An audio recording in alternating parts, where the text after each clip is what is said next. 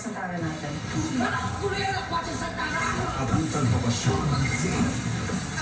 Hanggang dito ka lang. Task Force finds all. Bitin sa mga ganap sa Clash Arena. We got you.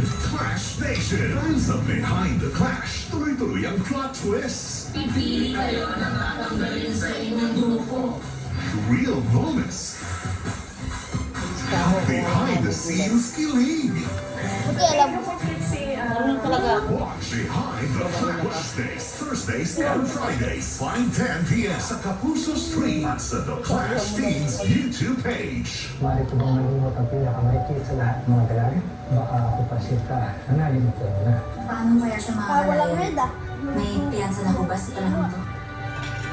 Maria Clara at Ivana. Weekdays, 4:30 p.m.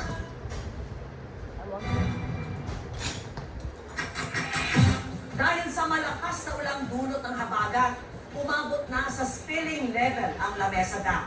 As of 5:37 p.m., nasa 80.17 meters na po ang tubig sa Lamesa Dam ayon sa Pag-asa. Lagpas na yan sa 80.15 meters na normal level.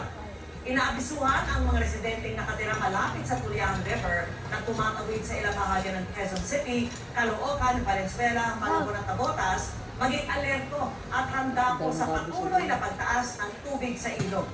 Samantalang umangat naman ng halos 10 metro ang level ng tubig sa Angat Reservoir na sa nakalipas na 24 oras. Mula 161.81 meters kahapon, nasa 170.47 meters na po ang tubig sa Angat. Kasi po yan sa 8 a.m. data ng Pag-asa. Sayang yun Bagaman dapat malayo dito. pa sa normal high water level na 210 meters, malaki ang naitulong na gulang kahapon, lalong sumansag na sa red zone.